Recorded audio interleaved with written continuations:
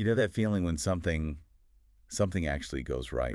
Yeah. I mean, really, right? Maybe you finally land that job offer you were so sure you weren't qualified for. Right. Or you meet someone and they're just great. They text back. They're kind. And it seems a little too perfect. Or, you have that creative breakthrough that just feels effortless. Mm-hmm. And instead of celebrating, instead of that pure joy you should feel, you get this sinking, heavy feeling in your gut. Yes. That immediate gut level reaction. Exactly. It's this voice that just says, hang on, this is a mistake. This is too good to be true. Or even worse, the whisper that says, this is too good for me. It's such a common human experience. It's this sudden psychological recoil from our own happiness. We're almost, conditioned to wait for the other shoe to drop. But what if that's not just like a personality quirk or a bit of anxiety? What if it's a mechanism? A mechanism, yeah.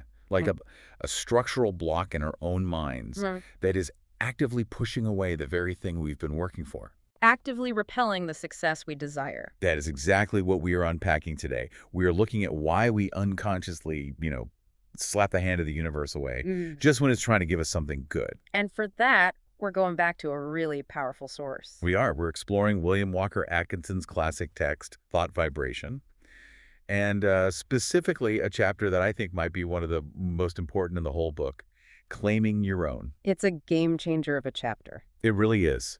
If this episode helps you, please hit like and subscribe for the next one. Atkinson was writing this in the early 1900s, 1906, I believe. But the psychological insight it's just so incredibly modern. It feels like he could have written it yesterday. Absolutely. And he identifies this reaction, this too good for me feeling, not as humility, which is what we often tell ourselves it is, to make it sound better. Right. It's a virtue to be humble. But he calls it a spell, a hypnotic spell of unworthiness. And that's our mission for this conversation. We're going to try to break that spell. We're going to look at the huge difference between true humility and just, being a bit of a coward about your own potential. And how to ask for what you want without feeling like you're stealing it from someone else. Yeah, that guilt piece is huge. We're going to give you a kind of practical toolkit for learning how to stand up inside your own mind. It's time to dismantle that habit of unworthiness. So let's start where Atkinson starts. He tells this story, this really specific anecdote that I think is going to sound very familiar to a lot of people. It's about a woman he knew. Yes, this is just the perfect archetype of the almost success story. He describes a woman he was counseling, and she had been longing for a specific good thing for years. He doesn't say what it is, right? It's left a bit vague. He keeps it vague, which is smart because it could be anything. A home, a promotion, a relationship. But it was something she wanted deeply, and she'd worked for it. She'd put in the effort. That's a key point. This wasn't someone just, sitting on the couch wishing. No. Not at all. She was in the arena, as you'd say. She was doing the work, and then finally it was in sight. The result of all her effort was right there, within reach. And that's when it happened. That's when she panicked. Instead of running toward it, she started repeating this mantra of self-sabotage. She kept saying, oh, it's too good to be true. It's too good for me. It's too good for me. Oof. I have said that exact sentence. I remember when I got my first big break in my career, my first thought wasn't, I earned this. It was, they've made a terrible mistake. I felt like I'd tricked them. We've all been there, and Atkinson just points out the tragedy of it. He says she hadn't emerged from the worm of the dust state. The worm of the dust. Wow. He says, even though she was in sight of her promised land, she refused to enter. And not because the door was locked. The door was wide open. It was because she felt she didn't belong on the other side. Exactly. She was blocking her own path. That is the spell right there. It's this self-imposed exile from our own good. But here's the part that gets a little scary and where Atkinson gets really technical about how the mind works. What happened next? Because the text implies her attitude was actually about to stop the whole thing from happening. It was. Atkinson says he had to intervene, and I love his phrasing. He had to put sufficient ginger into her. Ginger. Which is such a great old-fashioned term for, spirit or fire. He had to pep her up to get her to actually claim her own. Yeah. But he uses this story to illustrate this core mechanism. He says, the law of attraction will be apt to take you at your word. Okay, let's just pause on that. The law takes you at your word. And he adds a crucial follow-up. He says it takes you in earnest. In earnest. That phrase, it sounds almost threatening. Like if you slip up and have one negative thought, you're doomed. I can see why it feels that way, but it's not a threat. It's more of a description of a mechanical process. Okay. Think of it like a search engine or, a very literal-minded assistant. If you type in, "I'm unworthy," it doesn't argue with you. Right. It doesn't say, oh, no, you're great. Search for I am awesome instead. Exactly. It's not your mom. It's not your therapist trying to build you up. It is a mirror. If you stand in front of it and say, "This is too good for me," the reflection from life is basically, okay, you must know best. If you say you're too small for this experience, we'll take that as a valid order and remove the experience. Is that it? That's it. It just confirms your own bias about yourself. It takes your self-assessment as the final truth of the matter. It takes you seriously. It takes you in earnest. Atkinson's point is that the law, or your subconscious, or the universe, whatever you want to call it, it believes what you say about yourself. So if you keep repeating, "I am unworthy, I'm a worm of the dust," it just says, well, I guess that must be true. Surely this person knows their own value better than anyone. So it becomes this feedback loop. You define your own value, and then the world sort of adjusts its price tag on you to match what you've said. That is a terrifying thought, isn't it? Terrifying, but also kind of empowering, because it suggests the price tag isn't set by some external market. It's set by, well, by us. It's set by the merchandise, and we're the merchandise. And this woman in this story, by saying it's too good for me, she was basically slapping a clearance sticker on herself. She was. And the world was just about to treat her like a clearance item until Atkinson stepped in with that ginger. So Ugh. why do we do this? Why are we so quick to mark ourselves down? Is it just, low self-esteem? Atkinson has a lot to say about this idea of humility, doesn't he? Oh, he absolutely despises what passes for humility. Which is so counterintuitive because we're raised to be humble, right? Don't brag. Don't take up too much space. Let your work speak for itself. All of that. And Atkinson seems to think that's actually something much nastier. He has this visceral rejection of what he calls the humble business or the meek and lowly attitude. He calls it a form of hypnotism. A hypnotism of humility. That is such a strong phrase. It is. He basically argues that there's no sense in it. He says, why would you make a virtue of crawling when you are the heir of the universe? He's looking at it from this metaphysical view that we are all manifestations of the infinite. So to say I'm worthless is actually, it's an insult to whatever created you. That's like telling a master artist that their masterpiece is garbage. It's a rejection of the life force that flows through you. He uses a literary character to really hammer this point home. Yes. Uriah Heep. Charles Dickens. From David Copperfield, yes. So for anyone who maybe skipped that one in high school, who is Uriah Heep? Uriah Heep is one of the most repulsive villains in all of literature. But he's not a typical villain with a sword or a dastardly plan for world domination. Okay. He's a villain because he is just so slimily humble. He's always wringing his hands and bowing and saying how humble he is. He even drops the H. I am ever so humble. Oof.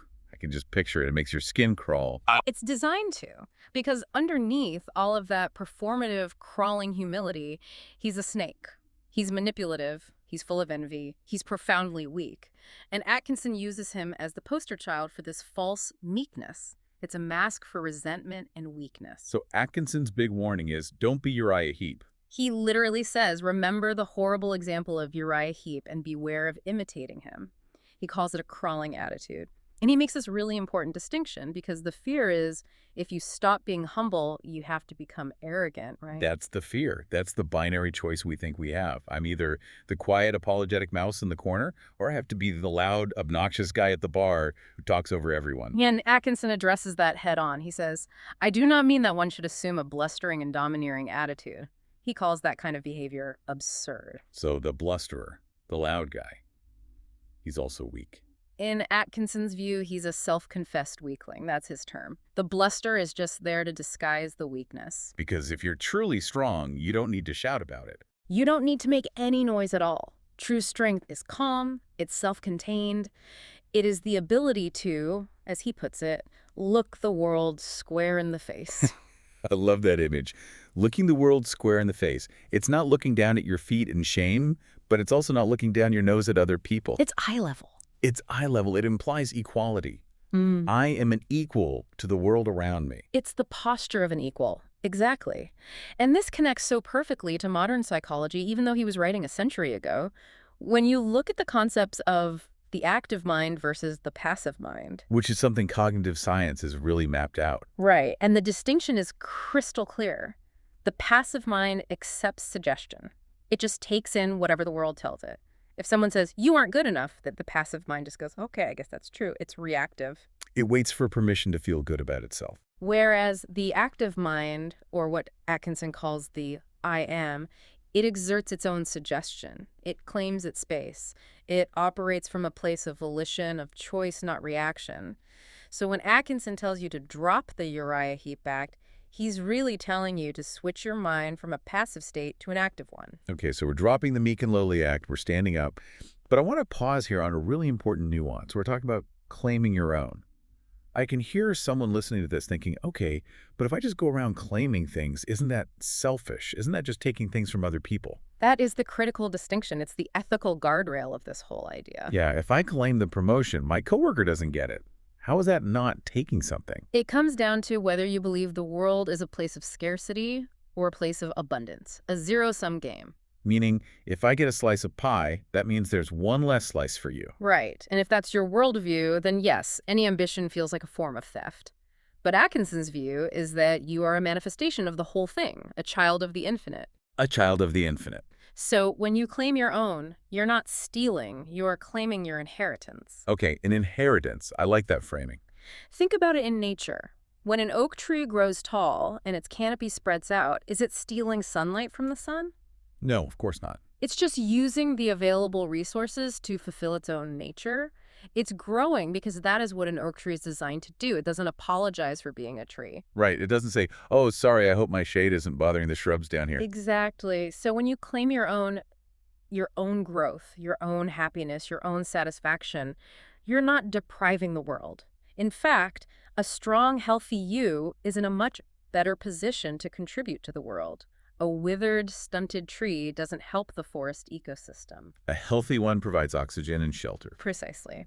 So that guilt that we often attach to our ambition, that who am I to ask for this feeling, it's actually misplaced. If the ask is clean, if it's for growth, for contribution, for your own rightful expression, then shrinking back is not a virtue. It's a refusal of your own life force. That's the clean ask. Okay, so let's get back into the mechanism of how this works in our actual brains. We talked about the law taking you in earnest. You mentioned that if we focus on unworthiness, the world confirms it. This sounds an awful lot like what we know about the reticular activating system. It's the exact same process just described 100 years before we had the neuroscience to label it. The reticular activating system, the RAS, is this bundle of nerves at our brainstem. Its job is to filter information. Because we're just bombarded with millions of bits of data every second, right? The temperature, the traffic outside, the feeling of your chair. Correct. If you paid conscious attention to all of it, your brain would just shut down. So the RAS acts like a bouncer at a nightclub. It has a list, and it only lets in the things that are on the list. The watch list. The watch list. And you program that list with your dominant thoughts and beliefs. So if your internal narrative, your watch list is, I'm a failure, or I'm not qualified for this, or people don't respect me. Then the bouncer is going to scan the room and let in every piece of evidence that proves you right. It will highlight every awkward interaction, every mistake, every rejection, and it will literally filter out the evidence to the contrary. The compliment you got, the opportunity that opened up, you just won't see it. So you are literally blind to the open doors. You're blind to them. Not because they don't exist, but because you told the bouncer not to let them in. This is what Atkinson meant when he wrote, "Beware what you say to it, for it will be apt to give credence." He's warning us about programming our own mental filter with a code of failure. So the big move here, the claiming your own practice, is to consciously change the watch list. You have to rewrite the instructions for the bouncer, change the internal narrative from, it's too good for me, to I am ready for this. And once you do that, the RAS starts dutifully scanning the environment for evidence that that's true. It starts noticing the resources, the allies, the opportunities. Okay, this moves us perfectly into the practical side of things. Theory is great, but what does this actually look like on a Tuesday morning when you're feeling overwhelmed? We have 3 specific areas to cover: work, relationships, and habits. Let's start with work, because this is where imposter syndrome really loves to live. Oh, absolutely. You're in a meeting, you have a good idea, but you stay quiet. Or you see a job posting and you meet 9 of the 10 criteria, but you fixate on the one you don't have. You just close the tab. Exactly. The scenario is asking for that role or the rate or the responsibility you know you're ready for. And the trap is that voice that says, I'm just lucky to be here. I shouldn't rock the boat. If I ask for more, they'll find out I'm a fraud and kick me out. It's Uriah Hoop in a cubicle. I'm so humble, I'm just grateful to have a desk. So how do we apply claiming your own here? How do we do it? It has to start with the internal recognition of your value. Before you even open your mouth, you state to yourself, I provide X value, and I am entitled to the commensurate return. But, and this is so important, Atkinson is all about action. He says you claim it by earning it with consistent proof. Okay, unpack that phrase, because earning it sounds like just good old-fashioned hard work, not some kind of mental trick. It is hard work. Atkinson is not a just sit and wish for it thinker. He believes in the active mind. Claiming your own at work means you demonstrate your mastery through your competence. You show up. You do the work. You walk into that meeting with the internal posture of someone who belongs there. So you don't ask for permission to contribute. Yeah. You just contribute. Yeah. Because that's what a valuable team member does. Precisely. It's not about demanding a raise out of nowhere because I want more money. It's about asserting the mastery of the real self. It's about saying, through your actions, I'm operating at this higher level, and I am now claiming the title and compensation that aligns with this level of contribution.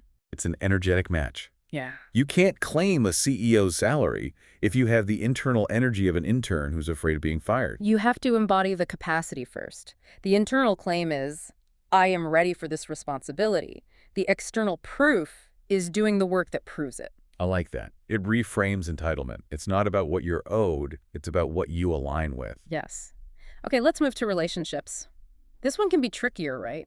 Because it involves other people's free will. Right. You can't just claim someone into loving you if they don't. That's not how it works. That's creepy. That is definitely not a clean ask. So the Mhm. scenario here is when your needs for, say, respect or repair after an argument or just clarity are not being met. You're in a dynamic where you feel constantly dismissed or your time isn't valued. And the trap is thinking, well, who am I to demand better? Maybe I'm just being too sensitive. It's easier to just keep the peace. It's that too good for me spell again, isn't it? A healthy, respectful relationship is too good for me, so I'll just accept these scraps I'm being given. So what's the claim in this situation? The claim is for respect and clarity. But notice the key distinction. You are claiming your own standard. You are not trying to control the other person. So you're not saying you must respect me. You're Right. saying, You're saying, I claim a life for myself where I am spoken to with respect. It's an internal declaration. and what if the other person refuses to provide that? Then you enforce your boundary. This connects beautifully with Stoic philosophy, actually. Someone like Marcus Aurelius would say you can't control what other people do, but you have absolute control over your estimate of it. Meaning, I can't make you treat me well, but I can control whether or not I accept bad treatment as part of my life. Exactly. You cannot control them, but you can control your standard for what you accept. So claiming your own in a relationship might mean claiming your right to walk away from disrespect. It might mean saying, I am worthy of a partner who listens. When you truly deeply believe that, you just stop tolerating behavior that contradicts it. You stop crawling for affection. That is so powerful. It's not about begging someone else for crumbs. It's about deciding you only eat at the table. Yes. And finally, let's talk about habits, because this is where this old wisdom from Atkinson meets modern thinking from people like James Clear. Oh, I love this connection. We usually think of habits as just a battle of willpower. I have to force myself to go to the gym. And forcing requires constant energy. It's exhausting. Identity, on the other hand, just requires belief. So the scenario is, say, implementing a new discipline like regular exercise. The trap is all the tentative language we use. I'm trying to get healthy. I'm hoping to start running. The word trying just leaves the door wide open for failure. It presupposes it. Trying is a passive state. The claim in this model is identity-based. It is a declaration. It is saying, I am a runner, even if you only ran for 3 minutes this morning. That's what Atkinson would call asserting the I am. It's the sovereign will. When you wake up and the identity in your head is, I am a reader, then the act of picking up a book for 10 minutes isn't a struggle. It's not a negotiation. It's just what you do. It's a manifestation of who you are. The action becomes a symptom of the identity. Beautifully said. The action is the symptom. So you claim the next small discipline step, putting on your running shoes, opening the book as simply what I do now. A smoker smokes, a reader reads, a runner runs. You claim the noun, and the verb just naturally Claim follows. the noun and the verb follows. I'm definitely writing that one down. And this brings us right to the core physical instruction that Atkinson gives, because all this mental work is great, but we live in physical bodies, and he has a very specific command for breaking this spell. Stand up inside. Stand up inside. I just love that phrase. It's so visceral. It makes you realize that maybe you've been slouching in your own soul. We've been crawling. We've been Uriah Heep, mentally stooping and wringing our hands. Atkinson says, stop this crawling in your mind, but he connects it directly to the body. He says, throw back your head. There's real science behind this, isn't there? The whole idea of embodied cognition or behavioral activation. Absolutely. We know that physical posture influences our mental and even our hormonal state. Amy Cuddy's work on power posing touched on it, but the broader principle is solid. If you act confident, if you physically take up space, open your chest, lift your chin, your brain receives that data and interprets it as safety and power. So if you're sitting hunched over your desk feeling small, your brain is getting the signal, okay, we're in submission mode.